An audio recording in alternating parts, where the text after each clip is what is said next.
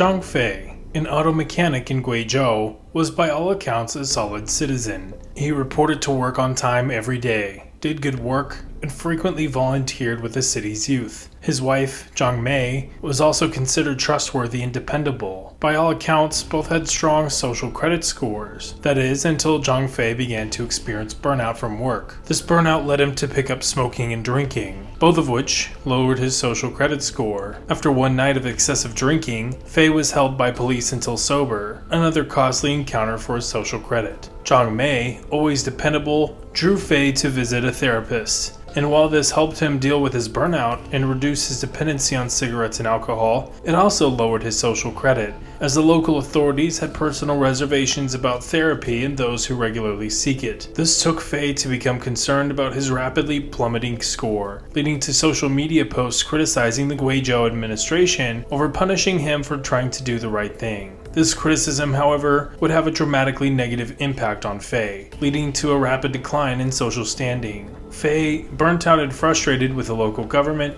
attempted to visit his family in Guangdong.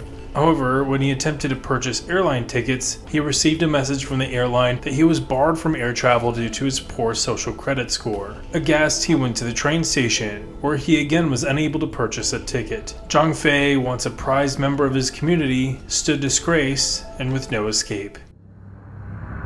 This story highlights the anxiety of those outside of China for the levels of surveillance and oppression that the CCP is bringing into areas like Hong Kong and could bring into Taiwan if they manage to reclaim the island. However, there are crucial details about this story that require further analysis, because this story, as well as the conception of the social credit system as we know it, isn't real. While the story itself is entirely fictitious, the social credit system is also misunderstood. To understand how we've misunderstood the social credit system, we need to understand why it was developed in the first place, and how it became the infamous example of Big Brother that we know today. Believe it or not, it's nothing like that, although the CCP isn't off the hook just yet. Initially conceptualized as the Chinese equivalent to the United States FICO credit system in the 1990s, China's social credit system was introduced in the vague and non-specific language of any typical Chinese Communist Party documentation. This system was to be tested in a handful of cities, and not the entire country. It would also have non-uniform characteristics, thanks to its delegation on implementation to the provincial and municipal levels. The aim of the system was to assist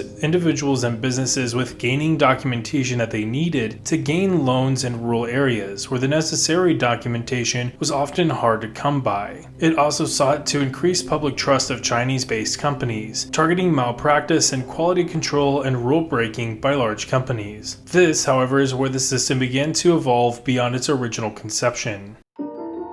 Because the implementation of the system, which would be more accurately referred to as systems, was deferred at the local level, some cities expanded the score beyond financial credit and began collecting data on personal behavior. Still, the personal behavior was largely limited to crimes and other misbehavior, like jaywalking or spreading rumors online. A poll by China Data Lab assessed Chinese public support for the social credit systems and what data should be included, and 40% of respondents agreed that online rumor spreading should be included. Still, the majority of respondents did not support harsh punishments being assigned due to low credit score or recorded misbehavior. The punishments that respondents did support ranged from barring the subject's children from private school, publishing the subject's private information in the residential community, as well as restrictions on promotion, travel, and public employment. Interestingly, the poll found that CCP members themselves were in fact less likely to support the social credit system compared to their non-member counterparts. As the social credit system gained steam and municipalities instituted monitoring and scoring beyond the scope of the original vision, concern about the level of monitoring began to fuel concern both within China and abroad. While most depictions of the social credit system was that it scored political opinions and personal behavior, the reality is that the system is constantly evolving, and by 2020, most municipalities testing the social credit system had either removed these scoring markers from their system entirely or made them voluntary. The personal behavior the social credit system largely tracks is debt repayment and law violations. Instead, the system largely focuses on businesses and some select individuals with legal responsibility over companies. Even then, the implementation of the system was largely centered in economically developed areas. According to Merrick's, 73.3% of the monitored entities in the social credit system are companies, with an additional 13.3% of monitored entities being government organs.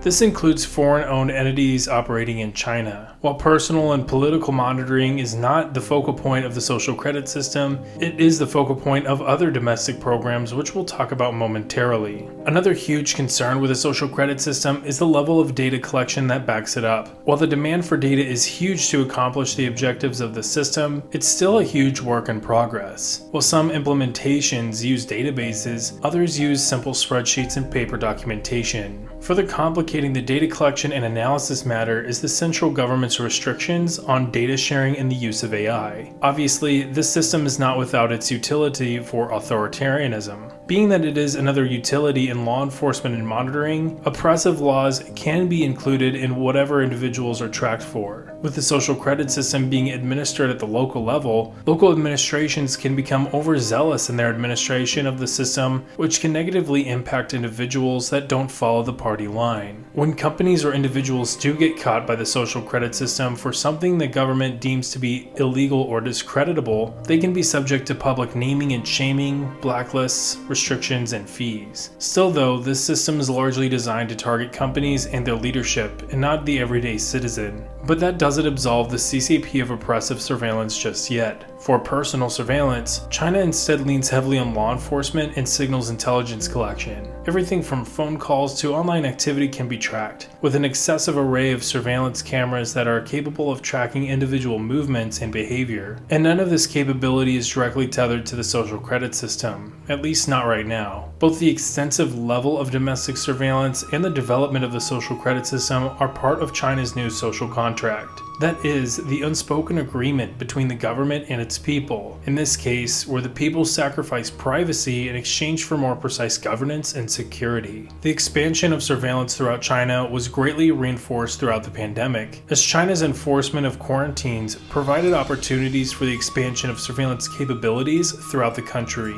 This has helped China become the most surveilled country in the world, with what's estimated to be 1 camera for every 2 citizens. While this is scary and dystopian, it has also helped reduce crime, and in the case of the social credit system, has helped improve the credibility and quality in Chinese businesses. For China to become a world power, these things, specifically corporate credibility, need to happen. Still, the use of AI-powered surveillance at a massive level is nothing new. In 2018, London police made their first arrest thanks to AI-powered surveillance, and it's become a key capability that the United States has worked to develop and implement itself. As we move into a more digitized world, surveillance is not something we'll be able to escape, and privacy may become more and more fleeting. Instead, what will matter is what happens to the data generated from that surveillance. While Zhang Fei is a fictional character, and the scenario of the social credit system may be an exaggeration of reality, there is deep surveillance throughout China that make the scenario plausible, if not a direct result of the social credit system. Leave a comment with your thoughts on this topic, and like this video if you enjoyed it, as it really helps the channel grow. For more content like this, hit the subscribe button. Until next time.